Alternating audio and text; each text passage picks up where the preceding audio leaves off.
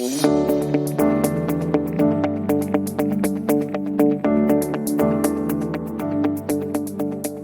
to another episode of Investing Compass. Before we begin, a quick note that the information contained in this podcast is general in nature. It does not take into consideration your personal situation, circumstances, or needs.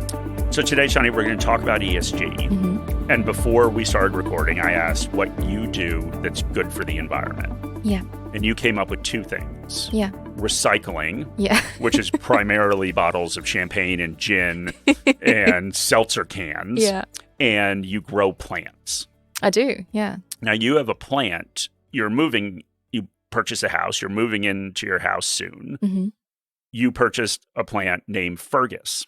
I didn't purchase it. You purchased a plant named Fergus as a gift for me. Okay, I got you a gift a couple years ago of a plant, and you took the plant on the bus. I did, which is, again, very environmentally friendly. Yeah, public transport. You don't have a car, so it's not like you have a choice.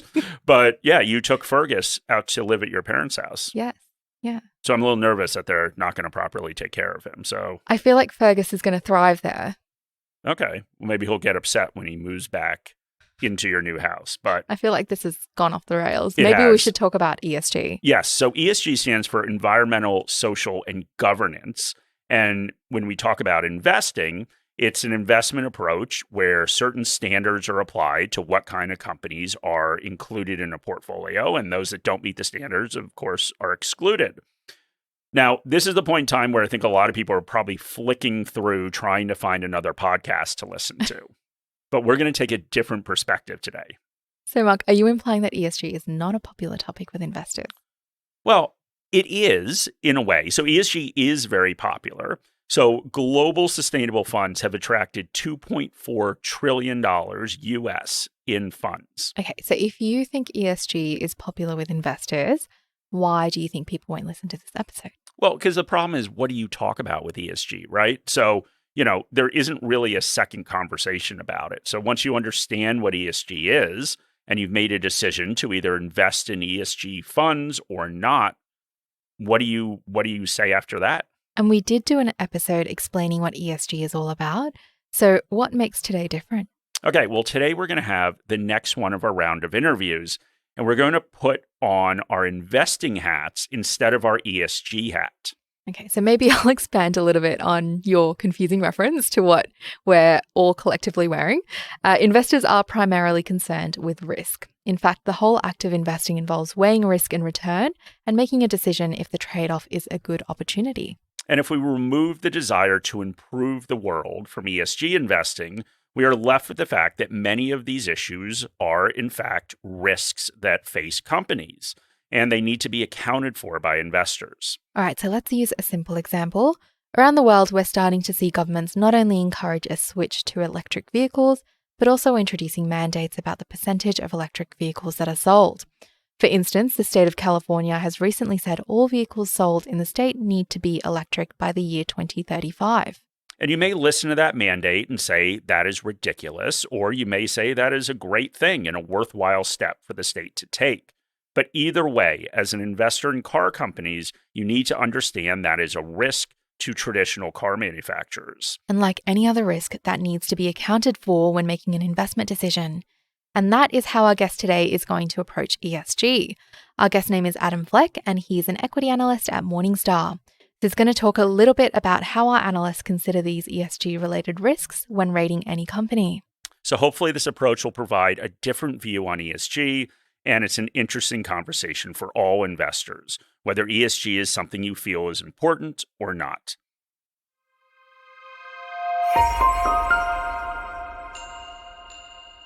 All right, as mentioned, we have our next guest on Investing Compass, so I will introduce Adam Fleck. Now, Adam used to run our equity research team here in Sydney. He has since, and I don't know why, but since moved back to Chicago, where he's still working with Morningstar's equity research. So, Adam, I don't know if you want to answer that back to Chicago question, but anything you want to tell people about yourself?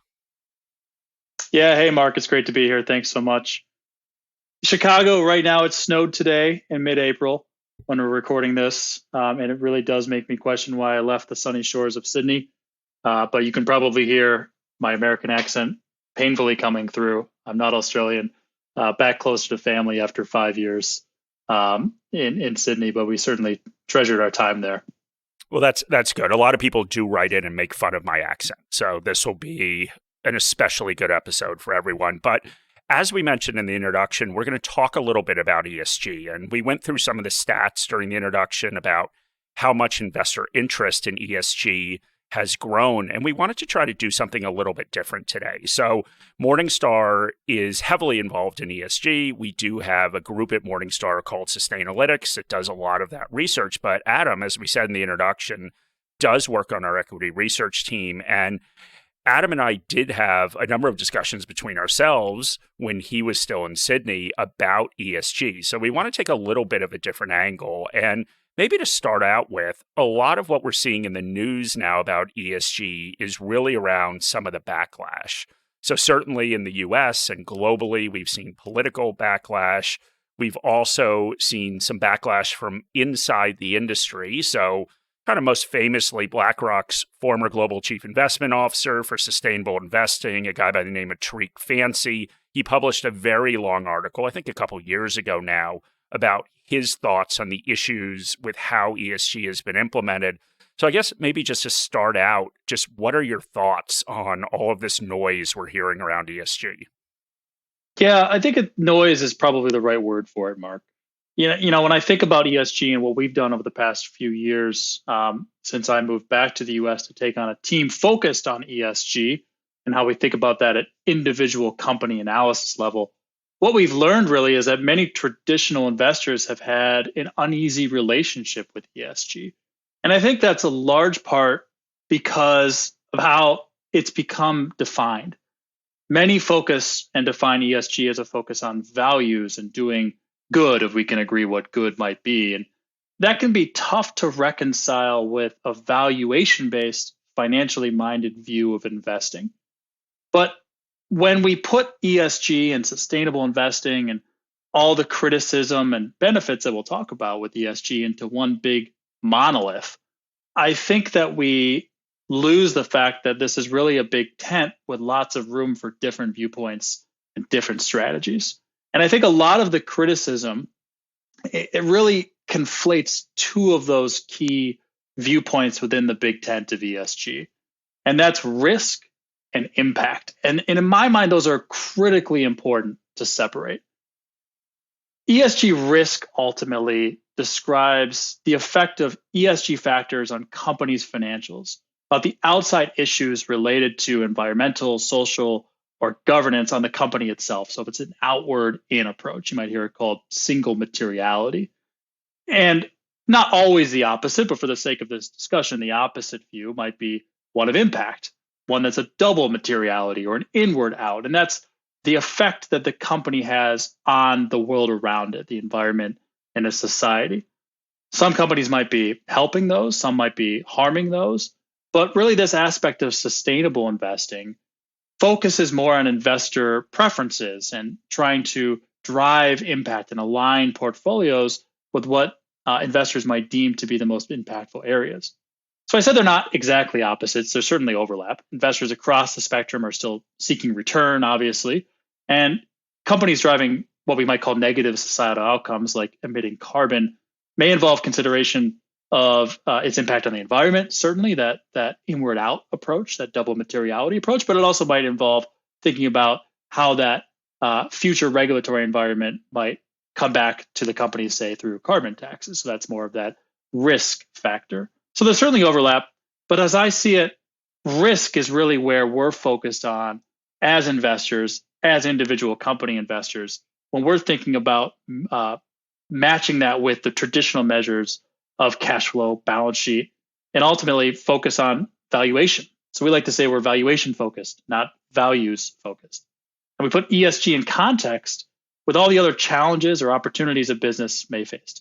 So there's lots of other risks that may be outside the sustainability lens that need focus too, but equally ESG, I think, is ultimately essential, and risk analysis from ESG specifically is essential to investing, and criticizing it, ESG, and calling it woke investing and all these things that get thrown around, I think is ultimately conflating risk and impact at the detriment of investors.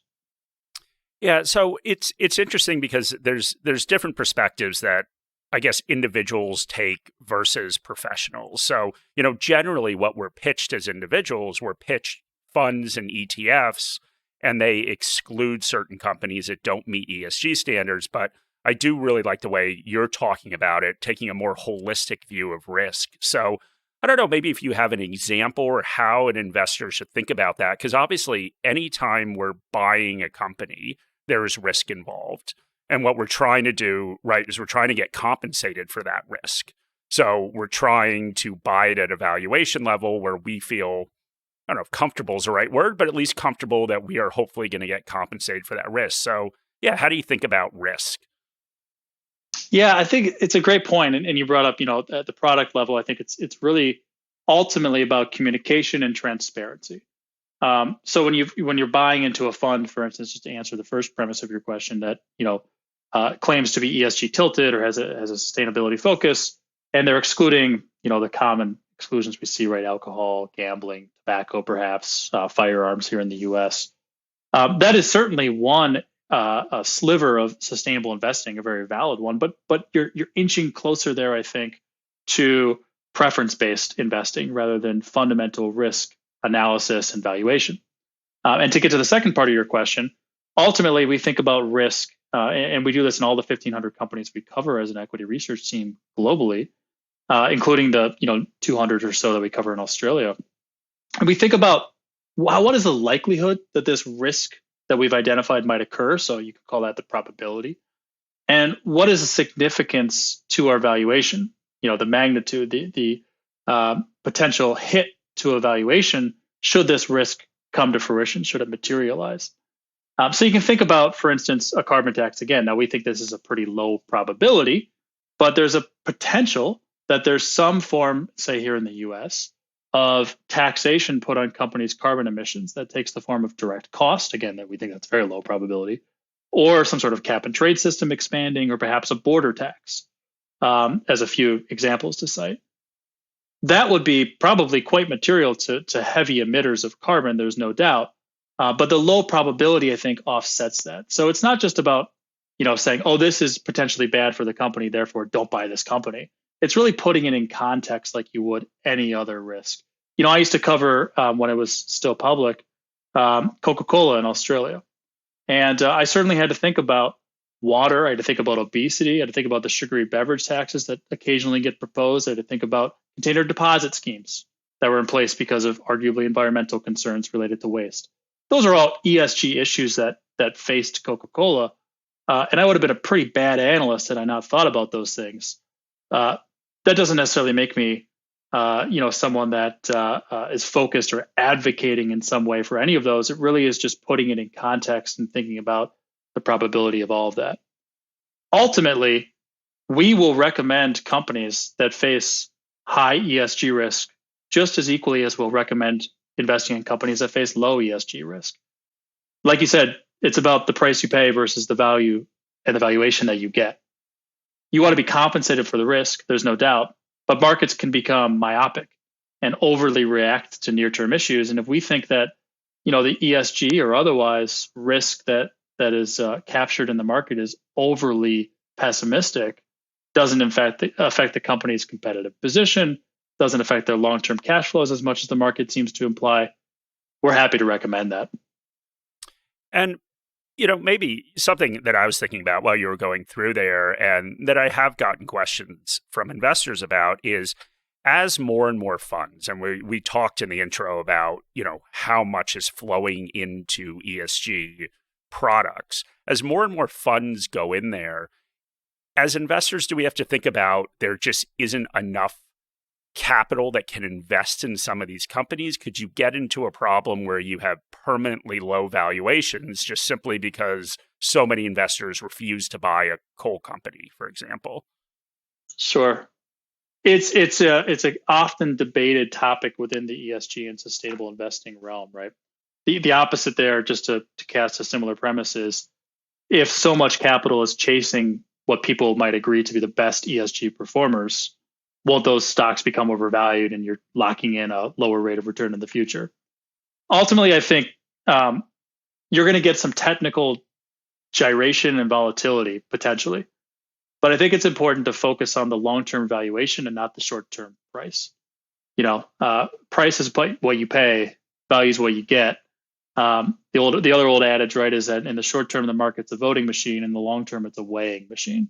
So capital can go into stocks, it can leave stocks pretty rapidly, but unless the marginal investor, unless every single investor in the marketplace agrees that we're going to avoid coal companies, to use your example, I don't think there's a permanent loss of value, right? Because there'll be some investor at some price that says, hand on heart, I really think this is overpriced risk. I think as a result, this is a really cheap stock, and I'm going to capture the return that is being priced in and offered to me. And, while that investor may or may not care about the environment to the same degree, they may choose to donate to charity or volunteer or what have you to express their own preferences, but they feel like their preferences in investing is ultimately making money in this case. And so that marginal investor, that last investor that buys into a coal company to capture a really attractive valuation, I think will still exist. And in the very long term, we might see ESG risk continuing to grow and manifest, right, over time. And I think it's important to say that. But also we might see it get priced in to the point that there's attractive options even in stocks that we think are not the best ESG performers. Yeah, and it's interesting. A book that I talk about a lot is The Future for Investors. And, when I first read that, and it was a while ago, the thing that really struck me is it was really analysis going back, looking at U.S. shares and looking at a period from, kind of the mid-20s up until kind of the early 90s when the book was written. And what they were looking at is, hey, what was the best performing U.S. share? And interestingly enough, it was Philip Morris. So Philip Morris is, of course, a tobacco company. And part of that was attributed to, and this was including dividend reinvestment, and part of it was attributed to the fact that the company continually traded at a low valuation and that it generated huge amounts of cash flows. And basically, they didn't know what to do with them because, over time, eventually they couldn't market anymore. Smoking was actually reducing across the world during a big chunk of this time period. And so they didn't really have anything to do with the cash flows, but give it back to investors. And when I tell that story, a lot of people will come back and say, that kind of sounds like coal right now. Not to keep talking about coal, but, generally a coal miner, they're not approving new mines. So there's really nothing to do. So they just give it back to investors. So yeah, there's different ways, obviously, to make returns. So yeah, I thought it was an interesting point. Yeah, and I think your example there highlights a really important point that I want to make, which is that sustainable investing can be a preference in thinking about, aligning with companies that you are pursuing strategies you think are highly perhaps impactful. ESG risks are critical and essential to incorporate, but that's part of the investing process. It's not the whole thing. Just like competitive advantages and economic moats are part of the process.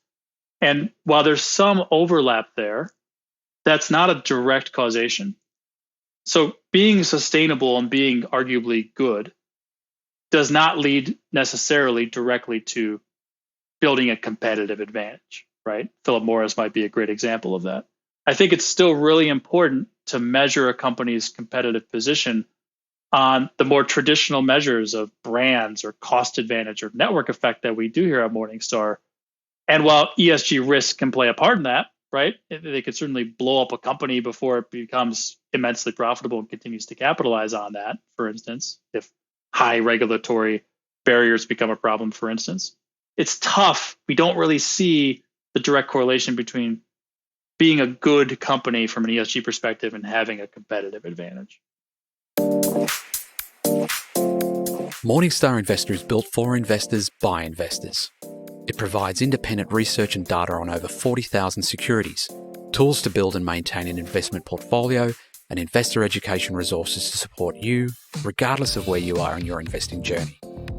Explore opportunities with our monthly global best ideas. Explore our ETF model portfolios. Plan better with 2 years of dividend forecasts for ASX listed stocks, and stay informed with independent thought leadership. We've built tools to help you construct, monitor and maintain your portfolio, including our Portfolio Manager, integrated with one of Australia's leading portfolio tracking tools, Sharesight. Morningstar has been empowering investor success for over 35 years. We're passionate about your outcomes and are here every step of the way as you achieve them. Take out a free 4-week trial to access our resources. Find the details in the episode notes. So if we take a step back and we think about an individual that's going out there and buying shares, so they're buying direct equities, they're not going through funds and ETFs. And obviously, you've talked a little bit about the research that Morningstar analysts do, trying to consider that holistic risk picture. But how should somebody think about that? And obviously, read our research is one great way of doing it. But someone who isn't kind of rigidly investing in an ethical manner, but someone that wants to kind of balance return objectives with their own concerns about the environment and corporate governance and how companies treat their employees, I guess, how should an individual investor go out there and think about that? Yeah, great question. I think what we can do as individuals is to be as, this is going to sound really easy and it's tough to do, but be as cold and apolitical in our analysis as possible. Be as objective as possible. Really think through, like you would any risk or opportunity for a business, realistically, what does this mean for the company that I'm looking to buy, right? What is the potential negative downside to the profits of this business? What is the upside to the profits of, maybe it's a company doing electric vehicles, for instance, you're looking at Tesla, right? How many cars can they actually sell? What's the competitive environment look like in the future? I think that treating ESG risks as much as you can like any other when you're doing your due diligence and really thinking through the upside and downside of what it means to the value of the stock price that you're looking at, I think is super important. I think it's also important to think about your own preferences and your own portfolio. And, now more than ever in a world where we have access to so much information and trading is so cheap, we can reflect our values if we'd like in portfolios. But I think it's equally important to remind folks that when I say impact-focused investing, right, and I think about the impact side, not the risk side, so this one that's more inward out, this more preference-based type of portfolio construction, it's still alignment, not direct impact, right? If I were to go out and buy shares of Tesla, they don't see any more capital, right? That their shares are already in the market. They've done their IPO. I'm not directly putting capital and my money to work at Tesla. Elon Musk doesn't wake up and say, thank God Adam Fleck bought 3 shares of Tesla. Now we have more money. I've gotten the news he wants to drive lower carbon. It's a secondary market investment. And, for those that are more impact minded to drive specifically positive impact from an environmental or social perspective, I'd encourage folks to look at potential funds in private companies, where you're seeding companies. Here in the U.S., admittedly, we've got municipal bonds that are tied to specific social projects. We just had some in Chicago, for instance, that are interesting. There are more of those direct investing type opportunities where you've got specific, direct additionality, right? You're actually driving impact. So just be careful. Again, I think any funds that are out there saying we're going to change the world and they're buying a bunch of secondary market shares and excluding some sectors might be overpromising. Yeah, no, that's a really, really good point. All right, so last question, and maybe this one's a little tricky because it is about the future, but you're an analyst, so you're supposed to be thinking about the future, right? So where potentially could ESG go from here? Just we've seen this enormous growth. I think everyone expects that growth to continue. We talked a little bit about the backlash.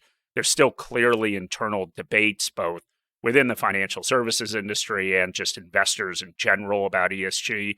I don't know, what excites you, I guess, about ESG going forward, or what are you curious about? We're likely to get more evolution. So the industry continues to evolve. Tariq Fancy's criticisms that he brought forth a few years ago, among many others that have criticized ESG as well, I actually agree with some of his points, right? But I think it's led to the evolution we've already seen. We're seeing much more clear delineation between those items of risk and impact. We're seeing much clearer regulation around what funds can and can't say about what companies are reporting. And I think we're likely to see more data and transparency, and I hope consistency of that data as required by regulators that allows analysts and investors to answer tough questions. We've had a lot of interest and information provided to us on the environmental side, and there's more to come, right? If you think about the SEC here in the US, for instance, and other regulators requiring more carbon emissions data, for instance. We've gotten less consistent data on the social side, particularly around issues of diversity or stakeholder management and community relations. Occupational health and safety remains an area that you get kind of spotty data. So over time, as this continues to be a focus and companies try to maybe differentiate themselves or regulators require it, I think we're likely to get more information that allows us to answer questions like, does a more diverse board help a company? Or is this company a high or low carbon emitter? Can they actually commit and deliver on the promises that they've made? Can a unionized workforce compete with a non-unionized workforce? Right? These types of questions that are just tough to answer because we've got really, really non-transparent data. I think over time will help us and help to evolve the ESG risk integration space. And from an impact perspective, again, I think also likely to help people understand what their companies are up to and whether they want to be owners in those companies. All right, great. Well, Adam, thank you very much for joining. I really appreciate it. I think our listeners will really appreciate it. And at least in my opinion, a fresh perspective on ESG, kind of looking at it, certainly in a more holistic manner, which I think is helpful for everyone. So thanks a lot, Adam. Of course. Thanks, Mark. And thank you guys for listening. As always, if anyone has any questions or comments, you can send them to my email address, which is in the show notes, or of course, leave a comment in your podcast app. Thank you very much.